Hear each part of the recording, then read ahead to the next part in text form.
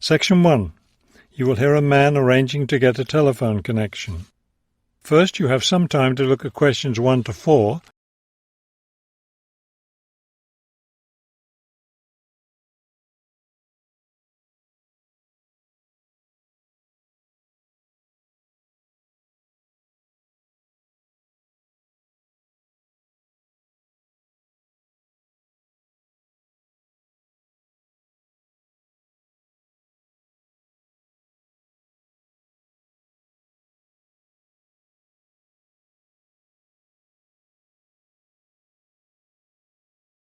Now we shall begin. You should answer the questions as you listen, because you will not hear the recording a second time. Listen carefully and answer questions 1 to 4. This is the ClearPoint Telephone Company Customer Service Office. My name is Ms. Jones. How may I help you? Yes, I'm moving and I'd like to arrange to have a phone line installed. Of course. Let me get some information from you first. May I have your name, please? It's Kramer, Harold Kramer. And would you spell your last name for me, please? Kramer. M-E-R. Got it. Okay. Could I have the address where you'd like to have the telephone connected? That would be number 58, Fulton Avenue, apartment 12. Is that a business or a residence? A residence. It's my new home address. Then the type of phone service you want is residential, not business? Yes, it's for my home. All right, fine. Now, let me get your employment information. Who is your current employer? I work at the Wrightsville Medical Group. Then your occupation is doctor? No, I work for the doctors. I'm the office manager. Before you hear the rest of the conversation, you have some time to look at questions 5 to 10.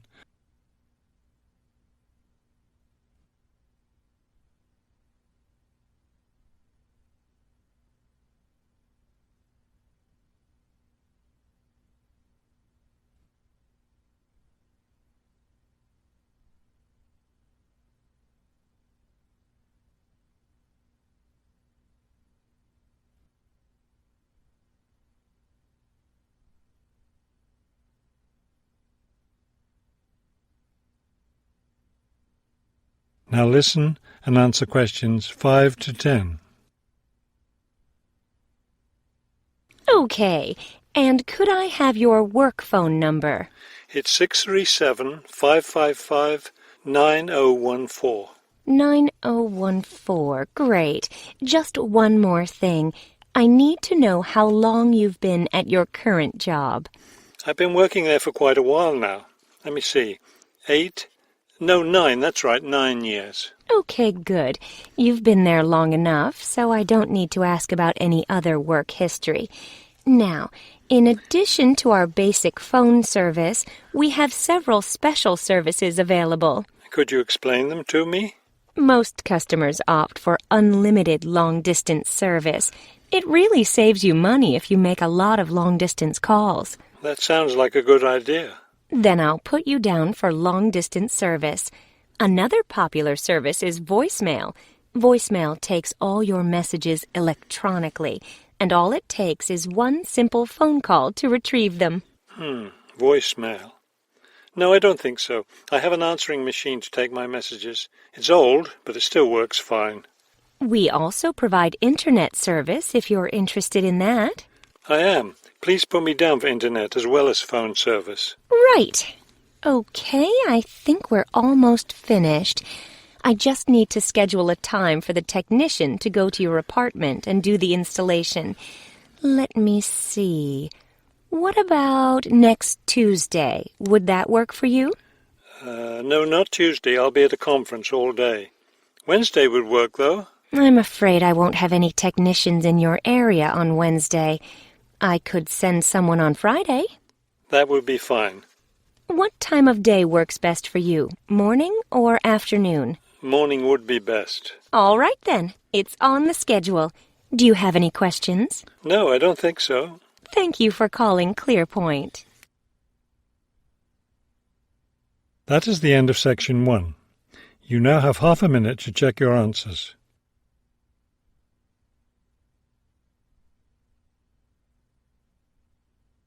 Section 2.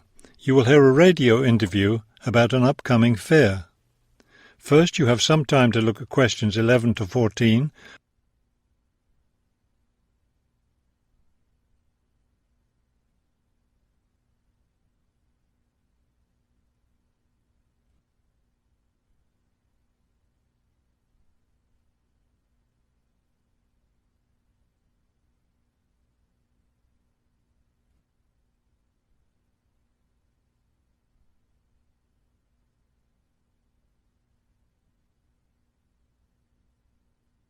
As you listen to the first part of the talk, answer questions 11 to 14. Good afternoon and welcome to City Hour, the radio show that brings you all the latest information about events in and around our city. Today we have with us Cynthia Smith, who is heading up this year's City Fair. Cynthia, would you start by giving us some of the basic information about the fair? Where will it take place this year? I'm glad you asked that question because I know most people will be expecting the fair to be at the fairgrounds as usual, but we've had to change the location this year due to some construction work. You know, they're building the new high school in that neighbourhood and they've been using the fairgrounds as a place to store construction materials. So we've moved the fair to City Park, which I think is a wonderful location. Yes, that will be a great place for the fair. I understand that the fair begins on Friday morning with a special opening event. Actually, it won't begin until that evening, but you're right about the special event. Traditionally, we've begun with a parade, but this year our opening event will be a special dance performance. And the most exciting part is that the mayor will be one of the dancers. The mayor is a woman of many talents. Cynthia, could you tell our listeners about the price of admission? What will it cost to attend the fair? We're trying to keep the price down as much as possible. A 3-day pass is just $25, or you can buy a Saturday or Sunday only pass for $15. The opening event on Friday, the dance performance, doesn't cost anything to attend, and we're hoping a lot of people will come to watch that. Before you hear the rest of the talk, you have some time to look at questions 15 to 20.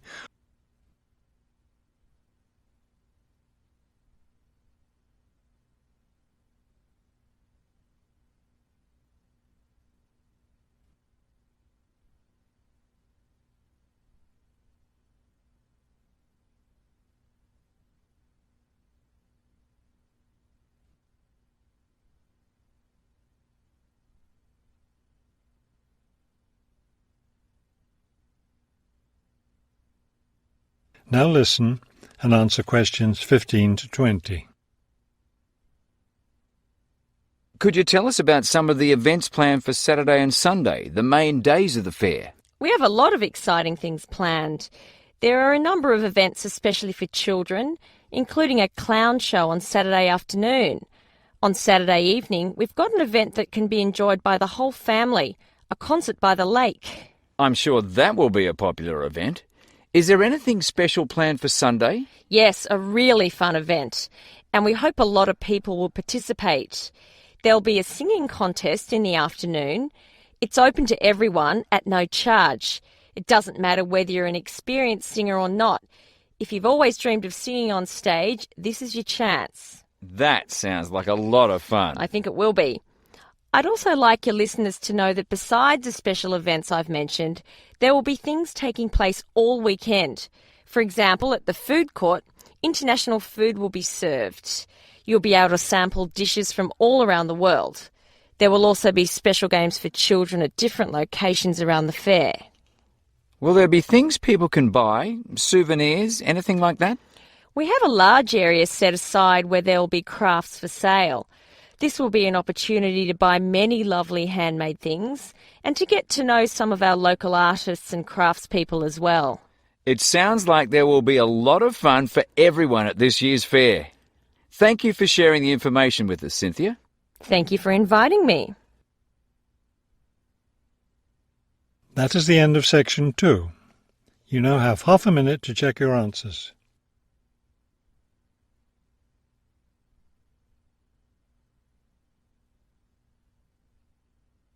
Section 3.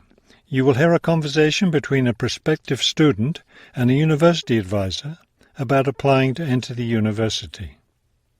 First, you have some time to look at questions 21 to 23.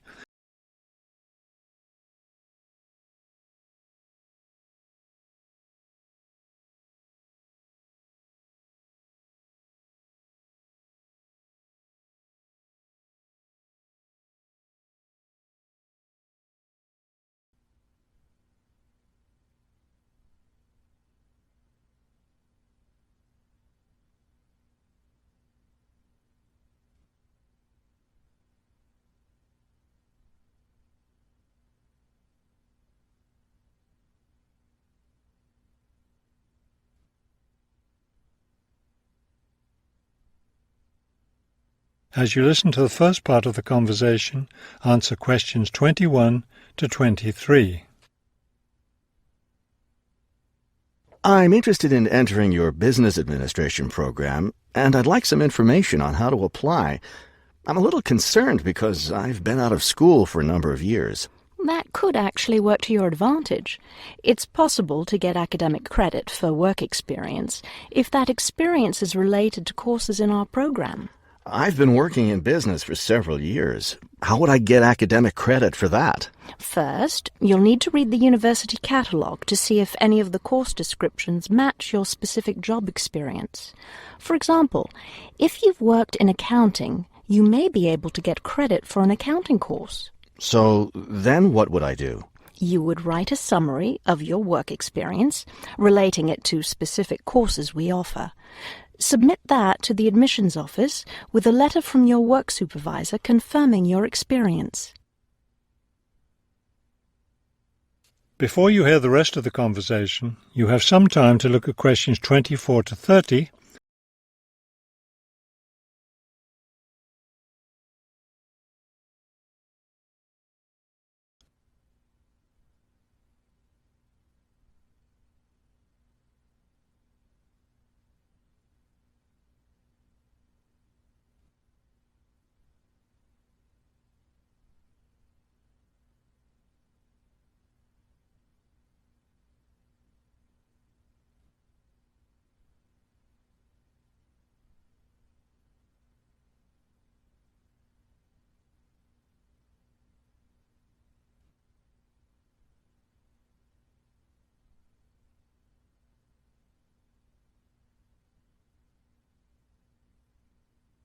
Now listen and answer questions 24 to 30.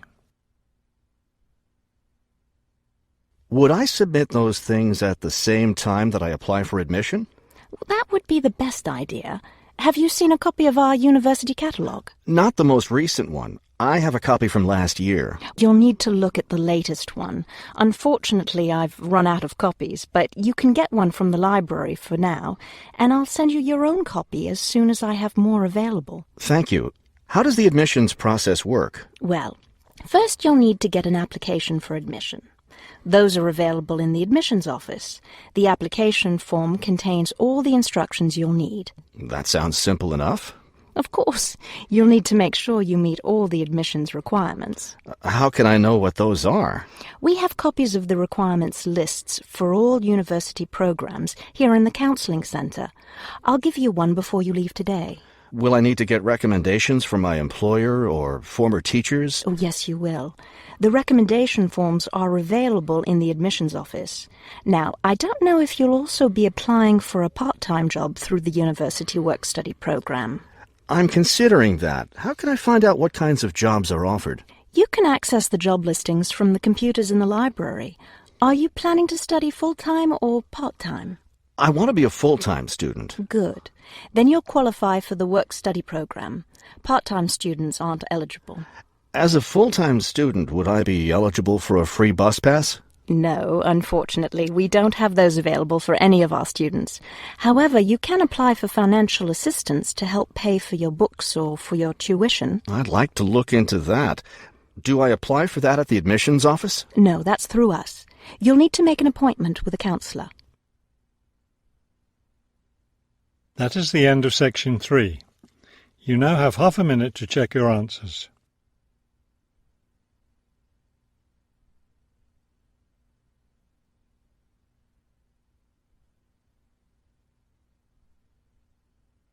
Section 4. You will hear a lecture about the black bear. First, you have some time to look at questions 31 to 35.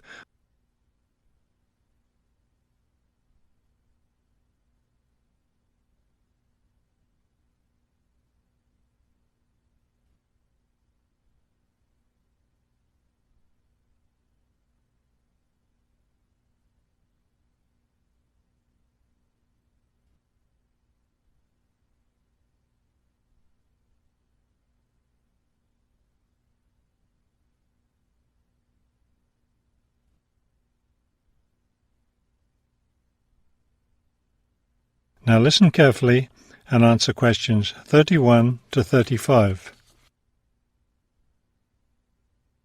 The black bear, or Ursus americanus, has a wide range inhabiting forested areas of North America, including Canada, the United States, and parts of northern Mexico. Black bears are omnivores, getting their nutrition from a wide variety of plants and animals. The particular foods any one bear eats depends on what's available in the area where that bear lives, as well as on the season of the year. Generally speaking, plant foods make up 90% of the bear's diet. The rest of its meals consist of animal foods, such as insects and fish. Bears have a relatively long gestation period. Mating takes place in the spring or early summer, but bear cubs aren't born until the following winter. Usually, 2 cubs are born at a time, although some litters may have as many as 5 cubs. Bear cubs are dependent on their mother and may stay with her for close to 2 years. Wild black bears can live as long as 25 years. They've lived for as long as 30 years or more in captivity. Before you hear the rest of the talk, you have some time to look at questions 36 to 40.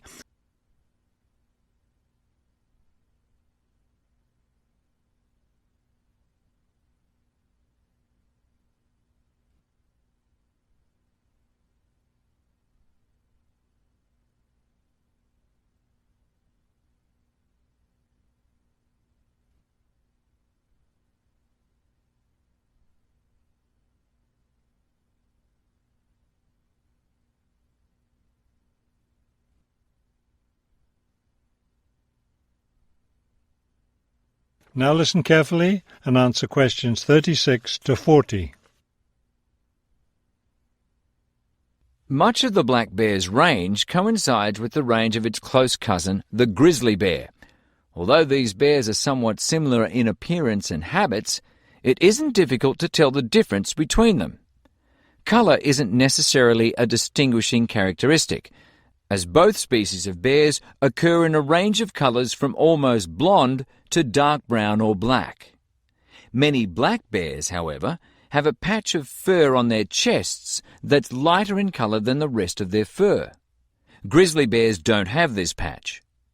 Size isn't always a distinguishing feature either, although grizzly bears are usually heavier with an average weight of 225 kilos. Black bears average 140 kilos in weight. Grizzly bears spend time digging in the ground for roots and tubers that make up part of their diet.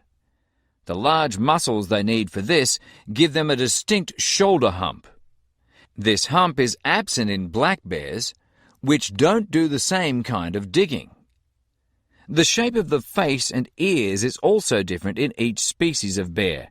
Grizzly bears have a depression between the eyes and nose, and short, round ears. Black bears, on the other hand, have a straighter profile and longer, more pointed ears. Grizzly bears are known for their fearsome, long, sharp claws. Black bears have shorter claws, which are better suited for climbing trees. That is the end of section 4. You now have half a minute to check your answers.